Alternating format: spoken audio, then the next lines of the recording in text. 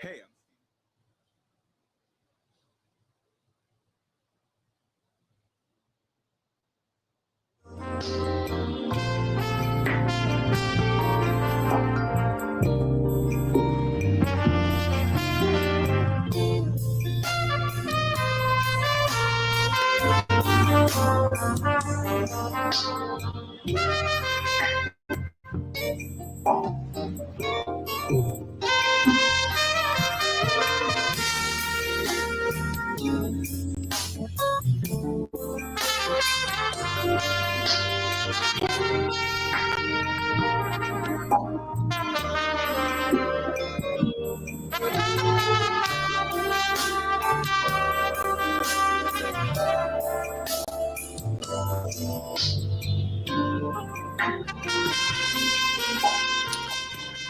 All right, we are going to go ahead and get started here.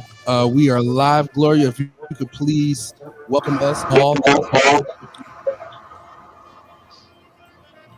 Okay, thank you very much. Thank you. As you all can tell, we're having some major technical problems, but we're going to get through this because we have an excellent program for you, and we want to get right to it. We're going to talk about uh, unique relationships this evening, and we have some fine people on the panel. I'm going to start with Dr. Naaman Lauderdale. He's going to be our first presenter. He's going to tell you, he's from First Choice Counseling. It's a mental health counselor, and he's going to talk about unique relationships as it deals with COVID-19 rather. And then we're going to have Adrienne Petty. She's also a trauma therapist, and she's going to talk about unique relationships as it deals with drug misuse. Last but not least, you're going to hear from Elizabeth McCulloch. She is the executive director of Kudo. She's going to talk about suicide, having a safe relationship. So we're not going to hinder it any longer. We're going to get started with Dr. Lauderdale. Dr. Lauderdale, it's your mic. Hello. It's good to be here, and thank you for having me. I am Dr. Naaman Lauderdale with First Choice Counseling, and we want to talk about relationships in terms of COVID and also how it correlates with the violence, uh, unique relationships in our series of Life Happens with Women of Grace. So if we can have the first slide.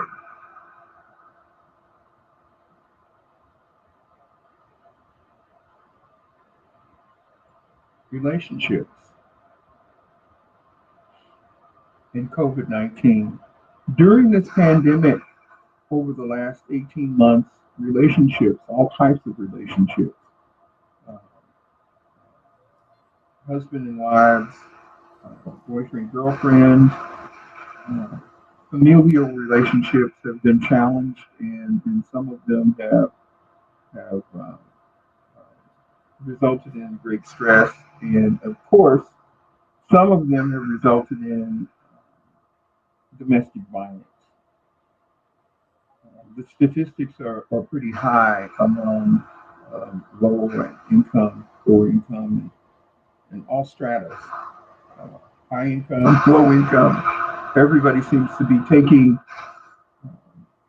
relationships are rocky in all areas.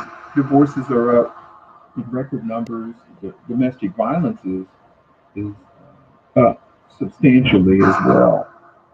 May we have the second slide, please?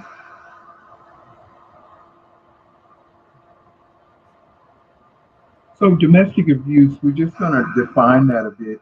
Domestic abuse encompasses everything because more often than not, it also encompasses emotional, psychological, and sexual aspects that go along with the physical abuse or someone with whom you have an intimate or familiar relationship. And just knowing that abuse in the home affects the entire family, not just the people who are abusing the others. It has a boomerang effect. The entire family is affected. As a result, our general society is affected when there's an overarching period of abuse. We've all had through this pandemic the worst in 100 years, they say.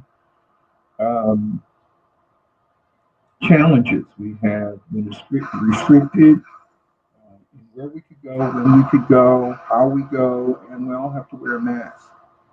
And there's been a lot of pushback about that. Now there are vaccines.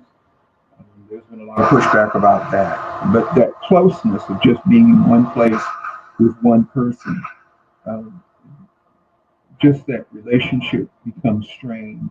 Typically, before the pandemic, we get up, we go to school, we go to work, we interact, we're away from home many more hours than in the pandemic, and that takes an effect. The closeness of just being in proximity with one another strains our ability to communicate. And if we weren't communicating very well, when the pandemic came, communication became even more strained. Problems become more pronounced. And as a result, there's friction, there's misunderstanding, there are all kinds of things that can lead us to abuse, and that abuse isn't necessarily physical. It can be a psychological and emotional. In some cases, with women body shaming, with men, their masculinity, those types of things can be challenged and have been while we've been in the pandemic. Living in a one-bedroom apartment with you and your spouse can be more than challenging, and that's just not the way things have been. So learning to communicate in a different way is pretty interesting. Let's move to the third slide.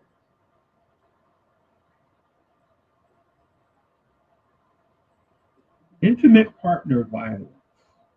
So while we're in relationship, whatever the relationship is, mom and dad, boy and girl, all kinds of relationships are strained to some degree. Intimate partner violence. When that happens, somebody's emotionally abusive, somebody's physically abusive or psychologically abusive. We all have talk. There's a talk pattern, self-talk. Some of it is negative, that negative self-talk. Why did they hit me? Why are they talking to me this way? And blaming ourselves. This is my fault.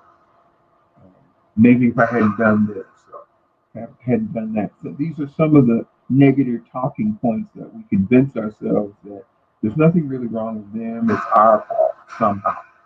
And a myth that love hurts sometimes, and I just need to love more. I just need to love more somehow. If I just love more, my partner, my spouse, the relationship that's affected will straighten itself out. And that's some of that negative self-talk.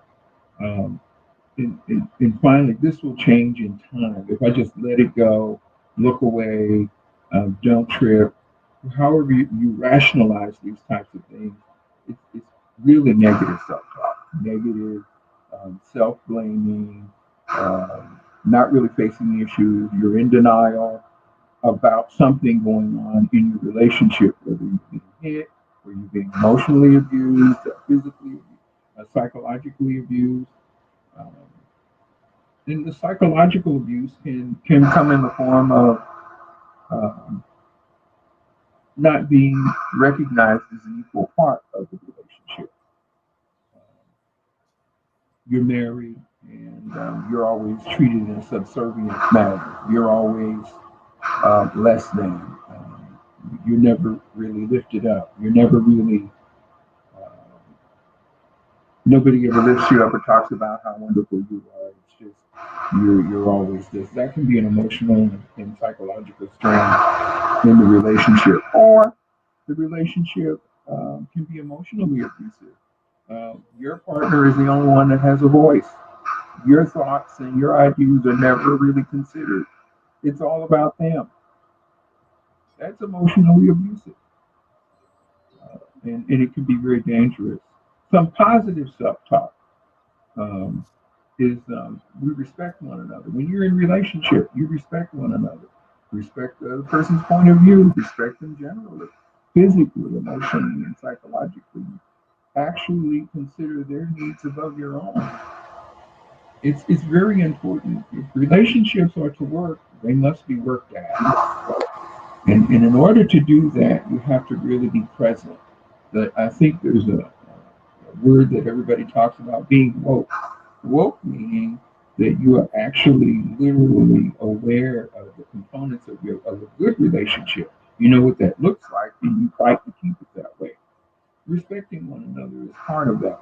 We talk and discuss everything, topics in relationships, family relationships, friendships, partnerships, marriages have to be open to the extent that everyone's emotional point of view, their ideas, how they feel, are considered in the relationship at all times.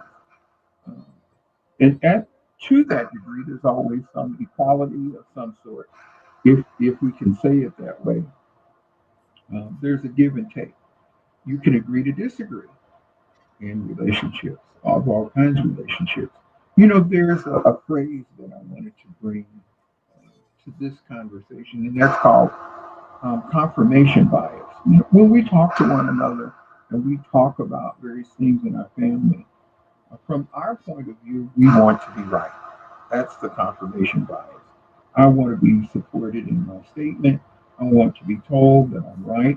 I want to be recognized as being right. And being right isn't necessarily what we want to do. What we want to do is hear the truth and, that comes from the other person, and then meet in the middle with our general understanding, because our understanding may be light years apart. And so learning to understand the other person's point of view is really key. When that breaks down, when communication is very, very thin, and misunderstanding is very, very high, then when people run out of words, then they can start with physical manifestations, hitting and screaming and shouting and shoving. Those are communication tools as well, but they hurt, and they're inappropriate. Demeaning one another, just all kinds of things can start to creep in if we aren't aware of ourselves and our partner, our husband or wife, the family unit, etc. And the other positive self-talk that we want to talk about is I feel safe. You really can't trust anybody in a relationship until you feel safe with them. Safe that they have your interests at heart. Safe that they really care for you. Safe that they want the very best for you. They don't mean you any harm at all. Now, mistakes happen, misunderstandings happen, but in general, you feel safe about your person and what you're doing and where you are. When that's broken, then we have a situation where you don't feel safe. Paranoia is high. I don't really think they care for me. I don't think they really like me, and everything becomes it becomes a different viewpoint. Negative self-talk, being aware of that, it can creep in little ways. Oh, he didn't compliment me on the meal. He must not care. She didn't pick out my clothes like she does normally. Assuming there's an issue without discussing why it's different today, why it was different then, may be a way to keep some of those things from snowballing into something else. Let's go to the fourth slide.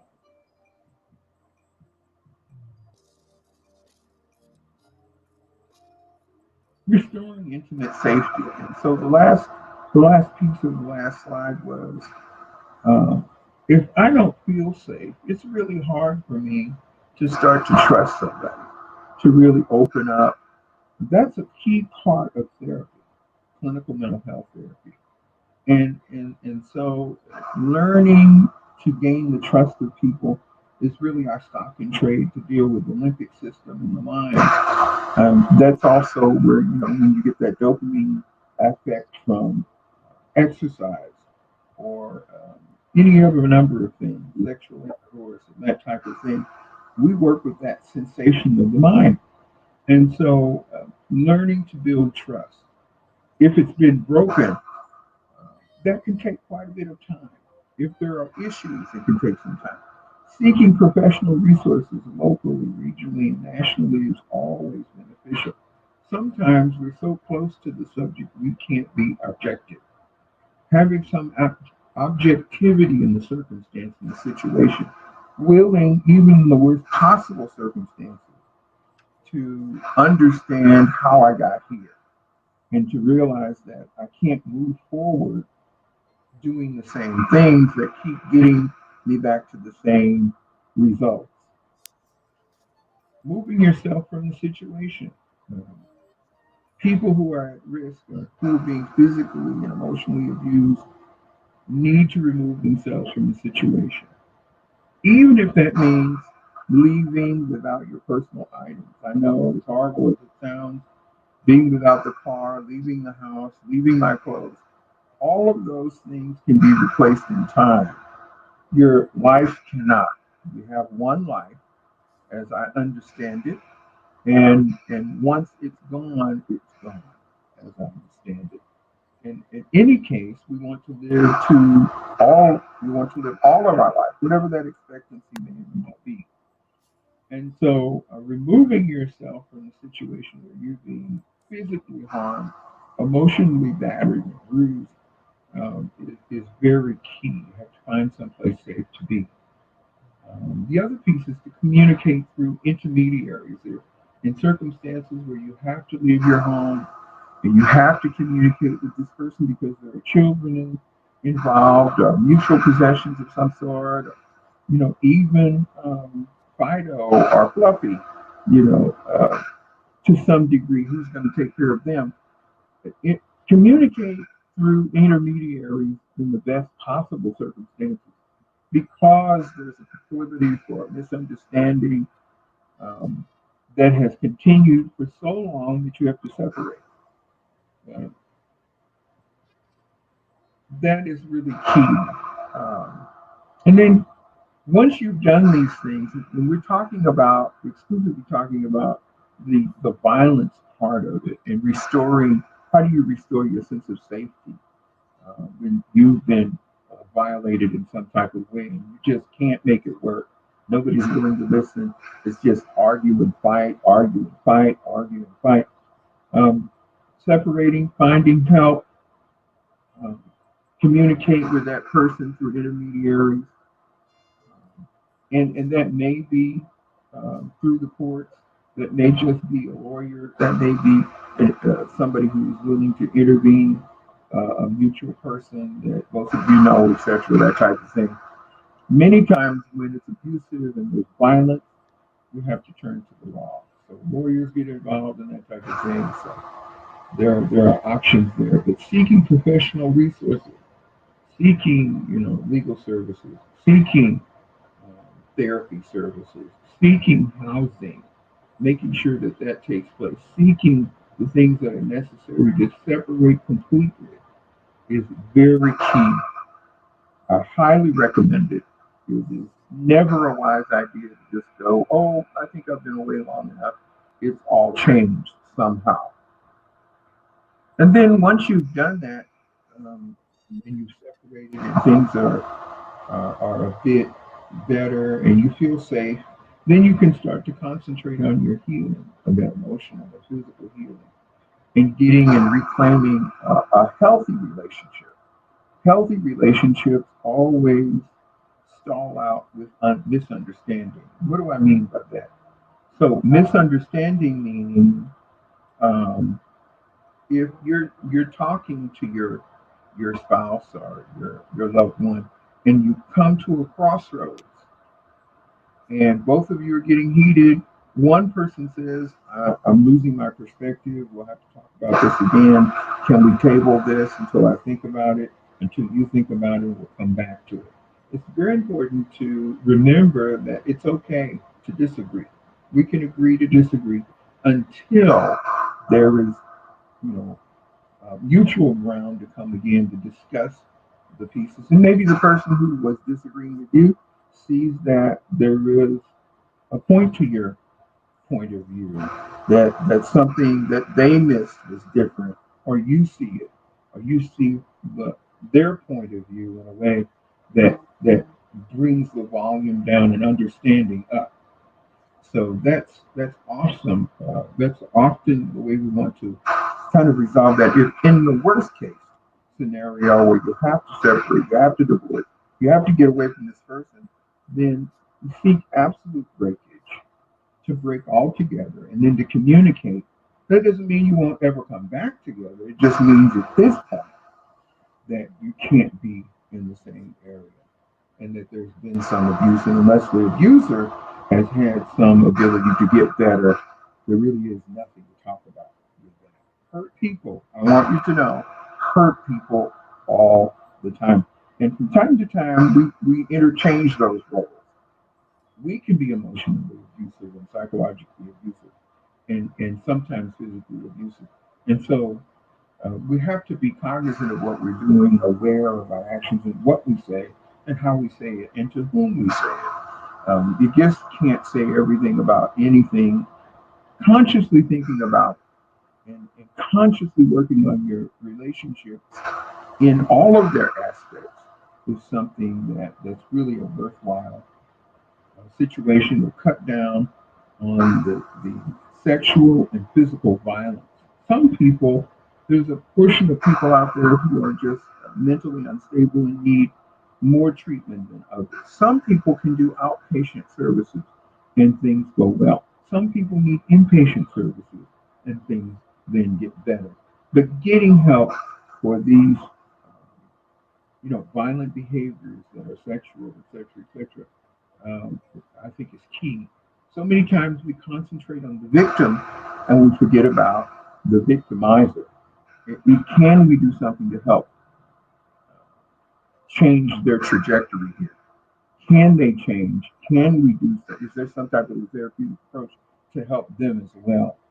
I think so many times we forget about that. That at any time, this could be you, this could be me, if we allow ourselves to get into a certain situation, no matter how educated we may or may not be. When we lose focus and objectivity, we all can become an abuser emotionally, psychologically, and even physically. Let's go to the last slide.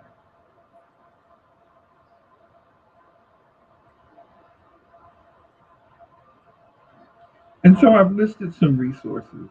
This is not an exhaustive list, but as we find ourselves here in St. Louis, Missouri, and surrounding county, here are some reliable, available resources for people who may be experiencing sexual assault, domestic violence, some type of trauma. I've listed one of the universities around us, victim services with the city of St. Louis. Those are all local behavioral health response. As a therapist, they have done an invaluable job helping people when they're not in session. Somebody needs to talk to somebody, it's late at night, they're always there 24/7. It's a great resource.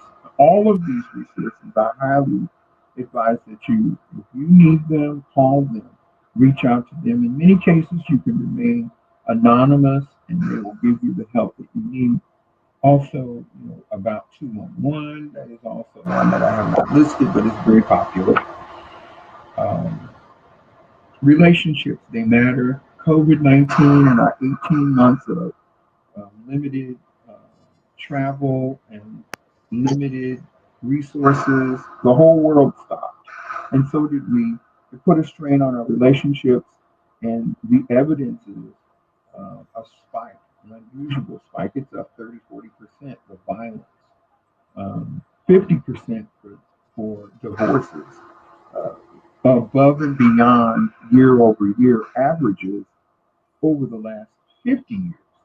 And so it's very, very important that we concentrate on how we interact with our interpersonal relationships and to seek solutions as opposed to continuing to do harm emotionally, physically, or sexually. Thank you for the opportunity to address this, this, this situation, relationships, and the uniqueness of them during this pandemic.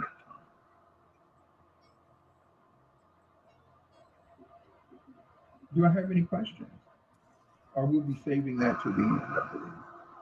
No, thank you, Nathan. Right now, there are no questions, but we are definitely appreciative of your time and the information you gave us. Um, Definitely appreciate it. We are going to go to Gloria McQueen, and she will introduce our next speaker. Thank you.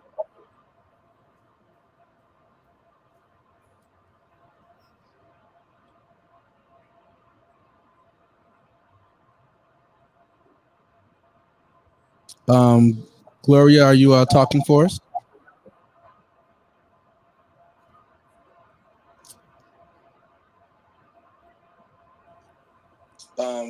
Gloria, are you talking for us? Yes, we're ready for Adrienne Petty. Miss Petty, would you go ahead and start your presentation? Absolutely. Good evening, everyone. Yes, My name we're is ready for Adrienne. Adrienne Petty. Miss Petty, would you go ahead and start your presentation? Absolutely. Good evening, everyone. My name is Adrienne Petty. I am a licensed professional counselor practicing within the state of Missouri. The name of my practice is New Liberty Counseling.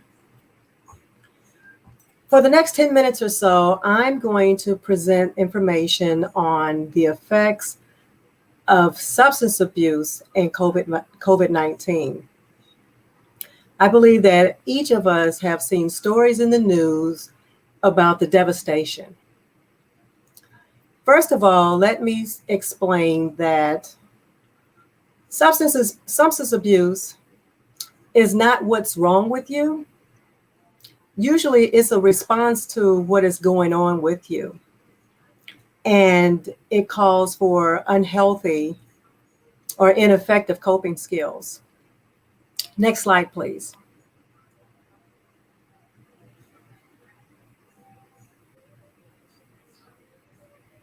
Okay. So, help. What do I do? Maybe I have a substance abuse problem. Alcohol, drugs, abusing prescription medications. All of these things have been attributed to the stressors that have been caused by COVID-19. We've not seen anything like this within 100 years. My prayer is that we won't see it forever, ever again. However, we do know that there's a resurgence. So what do we do with that information? Substance abuse disorder or substance use disorder is actually a medical disorder. It is recognized by the American Medical Association. It used to be, many often used to think that people who had problems with substance use or alcohol misuse were just weak. That is not the case. That absolutely is not the case. Again, I said that it was a response to something that is going on. Now, you may ask the question, how does it start? Isn't it my fault because I picked up the first drink? Isn't it my fault because I picked up the first bit of marijuana or whatever it was? That may have been you had something to do with that, but the fact that you developed a disorder, a disease, in fact, is not your fault.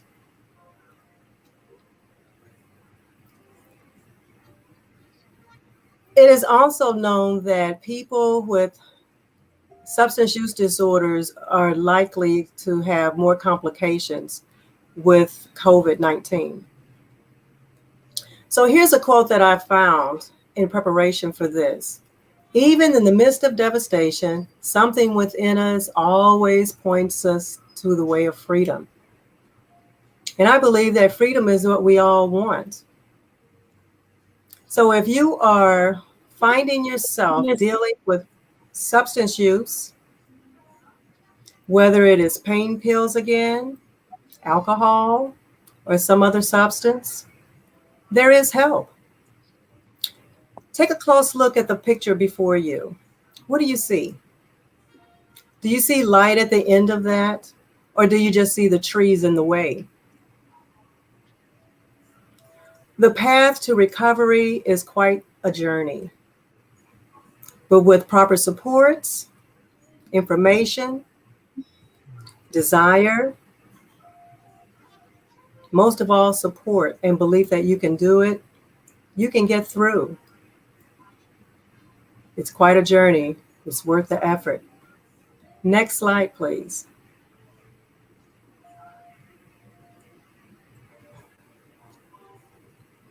So what are some resources? What do you do when you find yourself struggling with substance abuse? There are many, many resources available. In fact, these days, all you have to do is a simple Google search, substance use, help, recovery, and you'll find tons and tons of resources available to you. Let me explain the differences of some of these resources. Treatment centers are available. You hear people talking about going into recovery programs. Sometimes they go into a medical detox. Yeah, at the hospital perhaps, where you go in and you give your body an opportunity to, in a very structured and medical way, wean yourself off the drugs, whether or not it's opiates. And we have a huge, huge opiate crisis going on. It seems to be getting only worse. So there's the medical detox. The next level to that would be inpatient treatment. Now with inpatient treatment, you're going to go somewhere, and it may be up to 30 days perhaps. But think about it. If you've been struggling with substances for quite a while, do you think that you're worth the time to go in and get the support that you need to get your life back on track? Again, COVID has been an issue for many, many people because of isolation. Remember when all the jobs shut down? The country shut down. Airports shut down. People were having to work from home if they were able to. People were working through using Zoom. Many people lost their jobs. Many people lost loved ones. That's a stressor. Those are stressors. And all people really want is something to take their minds off of what's going wrong. How do I cope? Drugs, alcohol. If I am so drunk, I don't have to worry about what's going on. I don't think about it. It will mask my pain. If I'm using opiates, I don't have to worry about things. Cocaine, marijuana. Fentanyl is a big one. Heroin used to be the issue. I don't believe there's too much heroin around anymore, if any. And people are starting to use or have been using fentanyl, which is much, much stronger than heroin ever was. People are using designer drugs, K2. People are going back to shrooms, all kinds of things. And it's so that they can mask the pain. So again, reaching out for help is very, very vital. And I want to assure you that you're worth it. You are worth it. If it's you who's struggling, seek the help. There's a National Drug Abuse Hotline. Again, Behavioral Health Response, which Dr. Lauderdale mentioned, free of service. They can help you with seeking services to help you. The National Council on Alcoholism. The number is right there. I encourage each and every one of you, even if you personally do not have a problem with substance use disorder, I encourage you to take down these numbers, put them in your phone, add them to your contacts. You never know when you'll be able to support someone, to provide them with the information. It may be a family member, perhaps your spouse, your child, your parent, someone that you work with. Reach out for help. That photo that you see there is very significant. Sometimes it means that the person needs to reach down to pull someone up. Maybe that person isn't strong enough to first reach up for the hand. Really doesn't matter which hand is yours. Reach out for help. Help is available.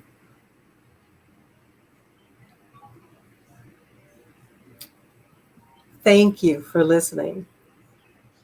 Remember, help is available. Reach out and get it. Thank you for your time. Thank you, Miss Adrienne. We do have a couple of questions for you. Yes. One question you did touch on. The first question is, what are the costs of treatment? Very good question. Very good question. As with anything, costs vary. There are some state facilities that for people who are receiving Medicaid benefits, that can be an option. Medical insurance does cover recovery and treatment services. So I encourage anyone who is seeking information for yourself or for someone else, check out your insurance benefits. I do encourage you to to ask which places are in network, just as we would for any other medical service, just so that you don't have to incur a huge bill. But oftentimes there are scholarships available. So I don't want for anyone to believe that they can't get the help that they need simply because of income, not having the money. Services are out there. We want to be able to help people. I've done this for about 6 or 7 years, working for various treatment centers, and we've helped thousands of people. Seek the help. We're here for you. Excellent. And then the last question that we have, this question says, denial is a significant barrier eradicating a substance.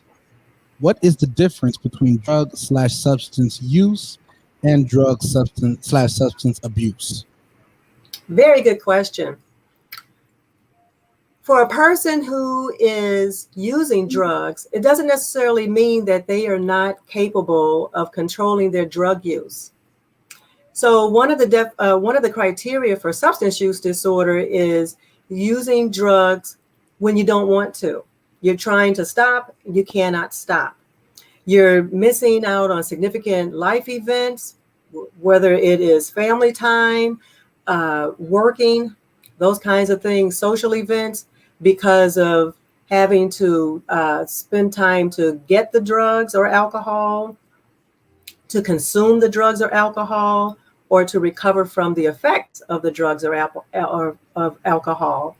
If you find that you're answering yes to any of those questions, it is quite likely that that person has gone from simple use of alcohol and drugs to now becoming chemically dependent.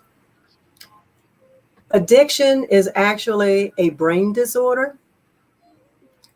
For persons who have gone over into chemical dependence, the structure of their brain, the chemicals of their brain have actually been altered. And that is why a person who has a substance use disorder simply can't just use willpower to stop. Their brain has changed. The reward center in their brain, there's a little part called the amygdala. And when that part of the brain gets overtaken or hijacked, that person loses control. So for a person who says, I want to stop, I don't want to do this, they promise to their family members, I promise I won't do this anymore, and they go back out and they use again, they abuse again, and they get very discouraged. And family members want to give up. But I encourage you, don't give up, because they really are wanting to quit. Trust and believe me, they really do want to quit.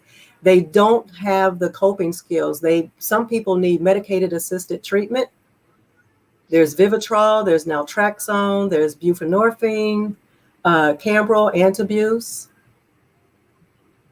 Those are all medications, they're prescription medications to help with a person who has actually developed a substance use disorder and not just simply using drugs when they have the power and control to stop at any time. It was a great question.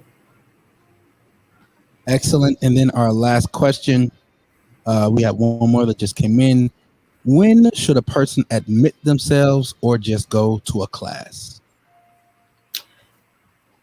Wonderful question. Some people are able to participate in a 12-step program, AA, Alcoholics Anonymous, Narcotics Anonymous, Celebrate Recovery, Smart Recovery, which is a cognitive-based program, still a 12-step program. They're able to abstain and enjoy a life of recovery, long-term recovery. However, most people, what we are finding now is that they actually need greater assistance because they don't know those coping skills. There was one part of that question, an earlier question that talked about denial. Denial actually serves a purpose for us. If we deny that we have a problem, we don't have to do anything about the problem. We can continue as is. In recovery and treatment and recovery, we talk about the stages of change. Denial is actually the first one. It's the stage of pre-contemplation where a person does not acknowledge that there's a problem. They may have 3 DWIs, they've lost their job, they lost their home, and yet they continue to say, I don't have a problem. People should just leave me alone. That's my business. Well, they're protecting themselves. The second stage of change is actually contemplation, where they decide, well, maybe this is a problem. They don't necessarily say that they're ready to do anything about it. Maybe they don't believe that they can do anything about it, but they will admit it. The next shift in the thinking is preparation. I need to do something about this problem. I need to find some help. The next shift in thinking is actually action. So I found some place to help me. I've gone to someone who can support me in this. And now I'm going to learn some skills so that I don't continue the same behaviors, the same ineffective behaviors, unhealthy behaviors. And after a span of time, that person reaches the stage of maintenance. They're maintaining a healthy, substance-free lifestyle, and they like it that way. They feel good about themselves. So I encourage anyone who's thinking about, maybe I should do something about this. I didn't know that there was some support. I didn't know that I didn't need to have a lot of money to get the help. Reach out. Reach out. They'll do an assessment. They'll help you figure out what you need. Okay? Excellent. Thank you so much, Adrienne Petty. I am not currently seeing our host Gloria McQueen here. So what we are going to do is we are going to go ahead and move forward here. Next, we have Miss Elizabeth, and she is going to be taking care of our next presentation. Elizabeth, the floor is yours. Thank you. Thank you so much for being here. And I appreciate the opportunity to share this virtual stage with both Dr. Lauderdale and Ms. Petty on these really important issues that are so impactful when we're talking about relationships and how to cope, the things that we can do to not only help ourselves, but to help those that we care about and those that we love. Could I have my first slide, please? My topic is, I called this presentation Filling the Empty with Hope, because when we were talking about domestic violence, domestic abuse, substance overuse or misuse, there's a void that people are experiencing or feeling that they're trying desperately to fill, whether it's trying to fill the void with inappropriate love or contact or connections, or fill that void with some sort of substance. And in some cases, when those voids become so great and so overwhelming, people can sometimes think about not wanting to live any longer. And thoughts of suicide can become very real threats to life. We know that suicide is a leading cause of death across the lifespan, across ethnicities, across geographic lines. So it's definitely something that we need to be alert and aware of. The other piece that we know about suicide is that it's very difficult to talk about. There is incredible fear and discrimination that's associated with having thoughts or feelings of suicide. There is extraordinary concern about, if you talk about suicide, you're going to plant the idea that people are going to try to use suicide as a resource or as an option for themselves. And I want to just spend a little bit of time talking about how important it is to be comfortable talking about sensitive issues.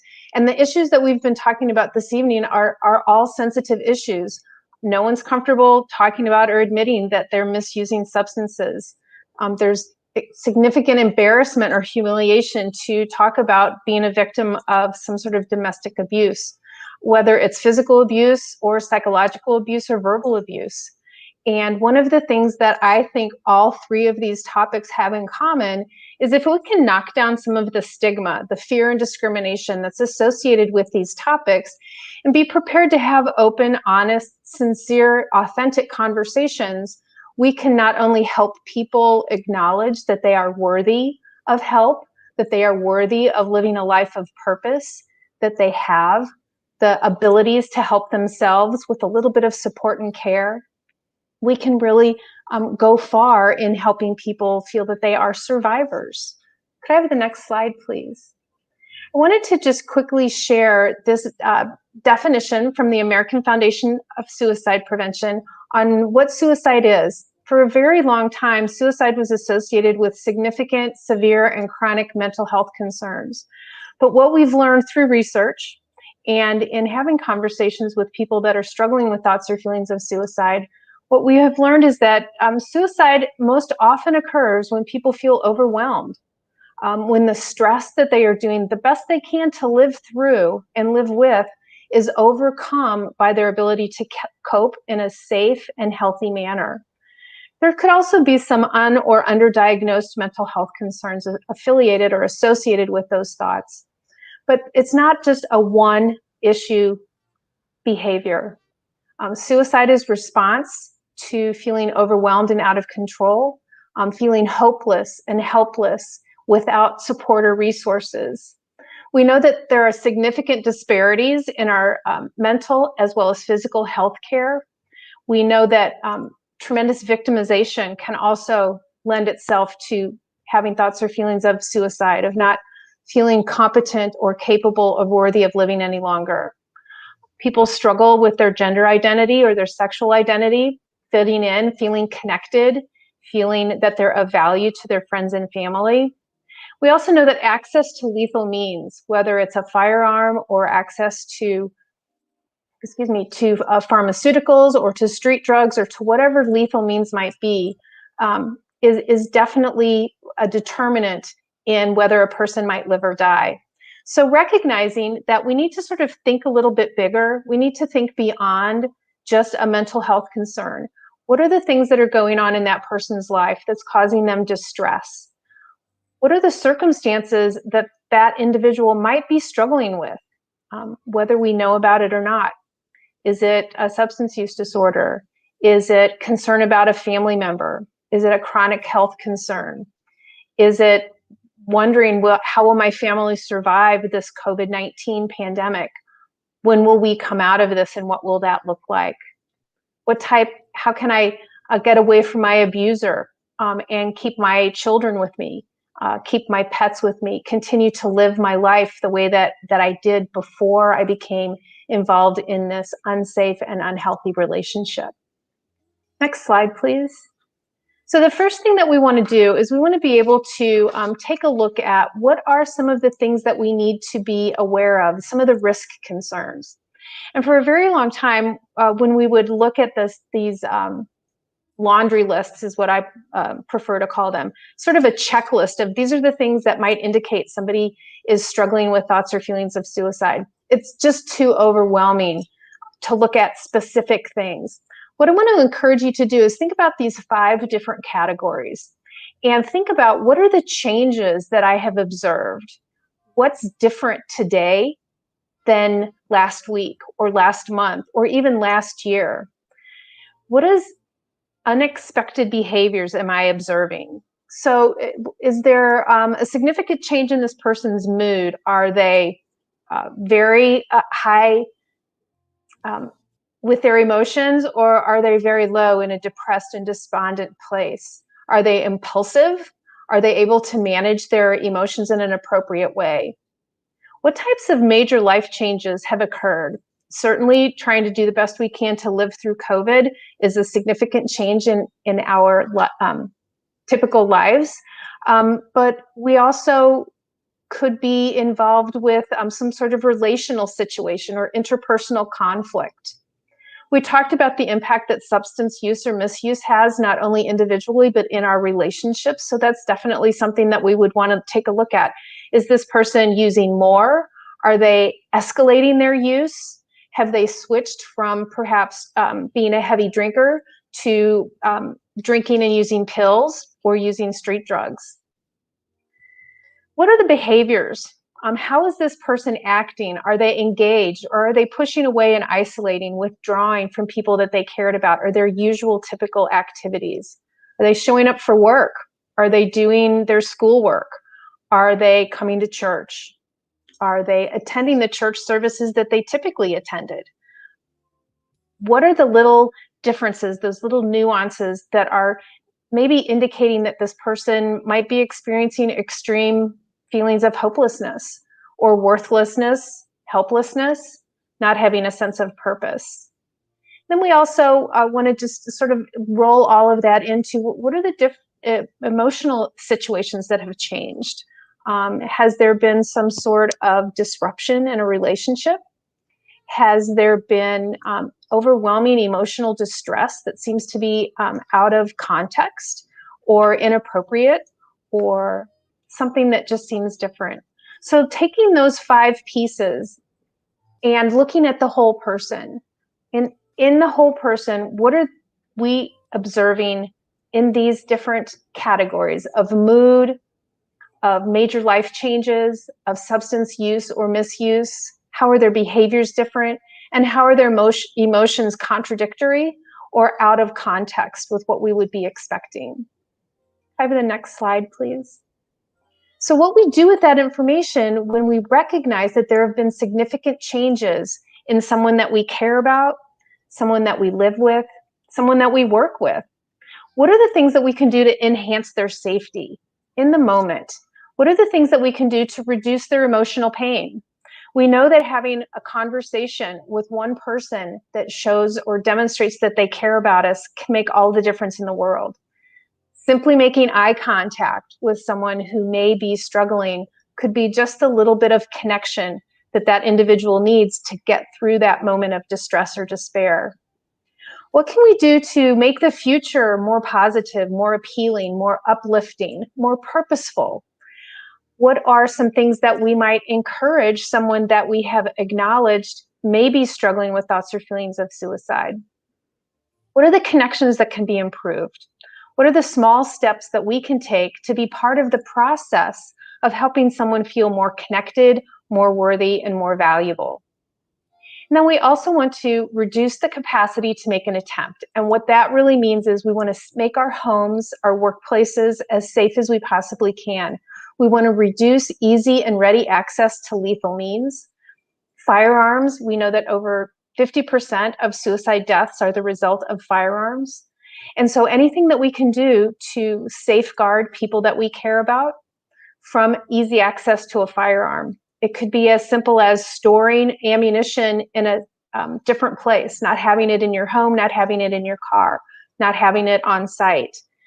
It could be as easy as using cable locks or gun locks on firearms. It could be having medical boxes to store your prescription drugs in. It could be making sure that the person that you may be concerned about doesn't have access to car keys. They can't get in the car and drive off and cause an accident, or drive off a high bridge, or jump off a bridge, take themselves to someplace that's not safe. Any of these 4 suggestions of ways to enhance safety can go far to keep someone safe from suicide.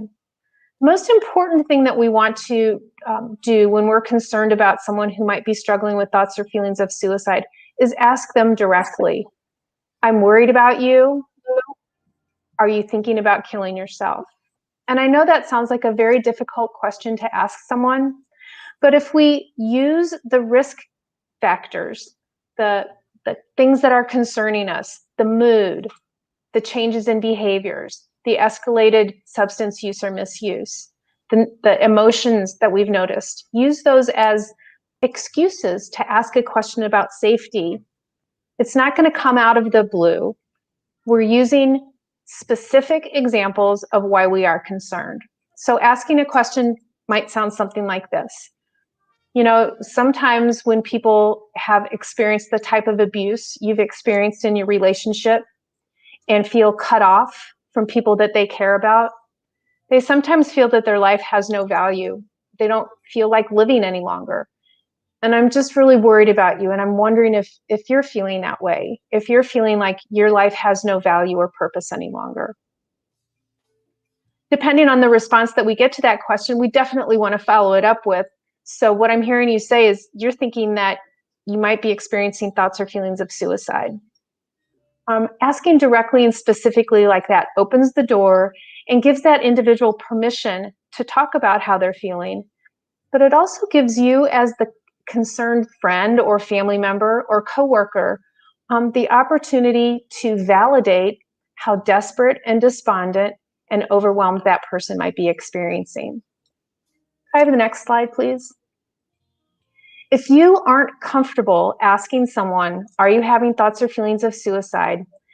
There's some really great resources that are available to you to use yourself for encouragement and ideas, but also that you can pass along to other people. The National Suicide Prevention Lifeline, 1-800-273-TALK. We're very lucky here in the state of Missouri, and particularly in the greater St. Louis metropolitan area, that the Lifeline is answered by 2 organizations. One we've already spoken about, Behavioral Health Response. The other one is Provident Behavioral Health. Calling that number assures that you will be connected to a local resource that will be able to give ideas and support and encouragements and strategies to de-escalate a potentially life-threatening situation, and can also make connections to community resources that are going to be available to support that person.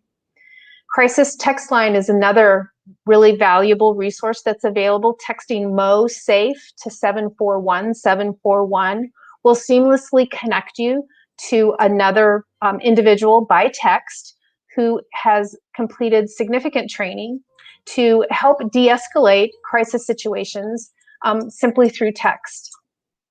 That short code, the Mo Safe, is something that can be very helpful, because when that text comes in, the person that is receiving the text will recognize that short code, and they will be able to access regionally appropriate resources.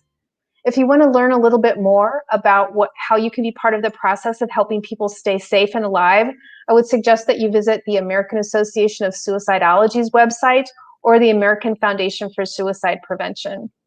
We also in our state have a network, the Missouri Suicide Prevention Network, that helps build capacity amongst communities and across the state to access resources. And here in our region, the St. Louis Regional Suicide Prevention Coalition is another really great resource. Could I have the next slide, please? This last slide is something that I feel really strongly about sharing. And we spend a lot of time talking about how impactful prevention can be, but we don't always have a lot of research or data that supports that prevention. And this is a piece of research that was done by the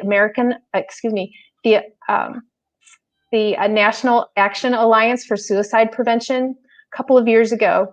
And it really demonstrates that prevention works. People are doing things that are saving lives on a daily basis. We just don't always hear about them. And what we know is that for every one person that unfortunately does die by suicide, there are nearly 300 people that are connected with resources and help that get them connected to the support and the care that they can help themselves through difficult situations and find a life worth living.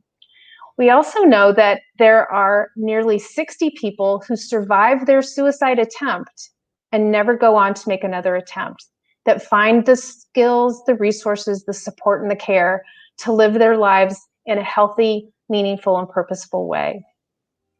So I really appreciate your time this evening, and I hope that some of this information has been helpful and that you feel a little more comfortable, a little more confident, and at the very least, aware of some community resources that are available to you that can help you help someone who may be struggling with thoughts or feelings of suicide. Thanks very much for your time. Thank you, Elizabeth. We do have a couple of questions. Okay. The first question is from the explanation given. Can we say that there is voluntary suicide and circumstantial suicide? So maybe one that's intentional, maybe that one that's unintentional. If so, is the prevention or intervention of each unique? Wow, that's a great question. I think that there are a couple of schools of thought on that. There are the people on the one hand that would say, you know, anybody that is taking steps to injure themselves, whether intentionally or not, there's some underlying concern that could be there. So there are, I would never use the word voluntary when we're talking about suicide. You know, there are certainly unintentional accidents. A colleague of mine feels that when people are abusing substances, particularly some of the most deadly substances that are out there, Ms. Petty talked about the increase in fentanyl. That could certainly be maybe their intention is to get high, but they're also willing to take the chance that death could come along with that. So it's kind of throwing the dice a little bit. You know, circumstantial suicide, I don't really know what that might mean, because suicide isn't just a one factor circumstance or situation. It's a chipping away of a sense of value, of a sense of worth, of feeling connected to people that you care about and communities that are important to you. And so it's you know, sort of how you use the language. From my experience, the intervention is the same. Intervention, it's all about being a human being to another human being in distress. And if we can reach out and connect to them, help them feel a sense of worth and value, it gives us the opportunity to postpone those thoughts or feelings of suicide just until we can explore what it might take to make those circumstances or situations feel a little less overwhelming, a little less unmanageable, and help somebody begin to learn the skills to best control what is going on in their world, as well as get connected to counseling, as well as you know, some mental health care, because we do know that there are very successful programs, whether it's cognitive behavioral therapy or dialectical behavioral therapy, things that we can learn, become more knowledgeable about, that can reduce the incidence and the impact that suicide might have. Excellent. Thank you. And then our last question is, when we recognize some of these, I guess, symptoms for someone, these suicidal symptoms, when is the best time to talk to them? Or is there a best time? Oh, that's a really terrific question, because anytime that you get that gut feeling, that you get a sense that somebody might not be safe in their emotional distress, the best time to talk to them is sooner than later.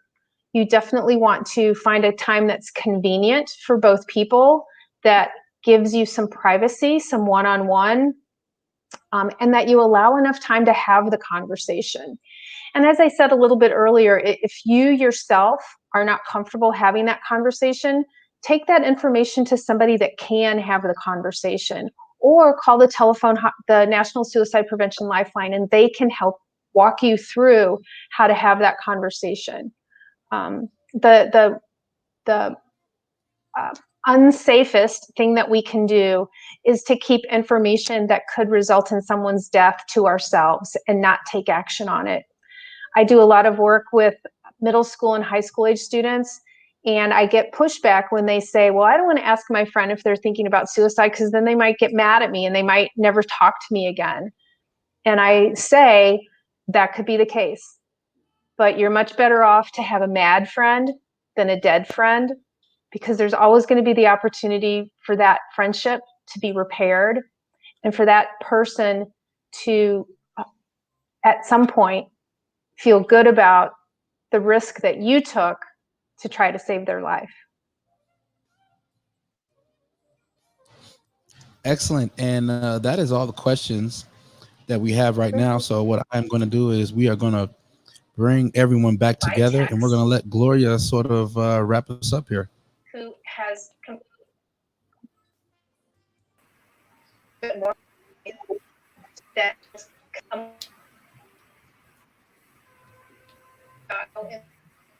for side one, and some of this information, particularly the most many impacts, at some point.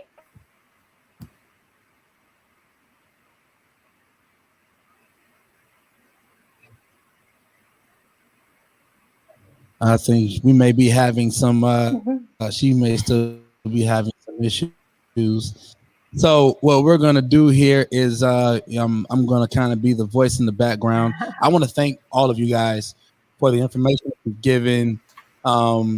It's been well received. It was well delivered. All of you all did an amazing job. The information that you gave was all amazing. And there is Gloria. I am trying to do my best to not have to show my face here. So I appreciate her popping in on this. But I do want to, again, thank everyone for giving the information. Thank you all for the information that you guys gave. You know, you never know who's watching. You never know who needs it. You never know of everyone that may tune in and just listen to maybe 5 minutes of it. If it's 5 minutes that could drastically affect their lifestyle or how they perceive things, or it could be 5 minutes that someone else listened to say, hey, there's someone close to me that I love that needs this information. So I appreciate all of you and thank all of you for giving us the information today. Thank you. Wait a second. All right. So again, it looks like it looks like Gloria still paused here for us. So with that being said here, we're gonna go ahead and just end this. Again, thank everyone for watching today. I guess with that being said, I'll show my face here very briefly. I appreciate everyone. We appreciate everyone tuning in. You all have been watching a program called Life Happens, and hopefully we were able to impact you all in a positive way. Until next time, see you guys later. Thank you. Good night, all. Good night, everyone.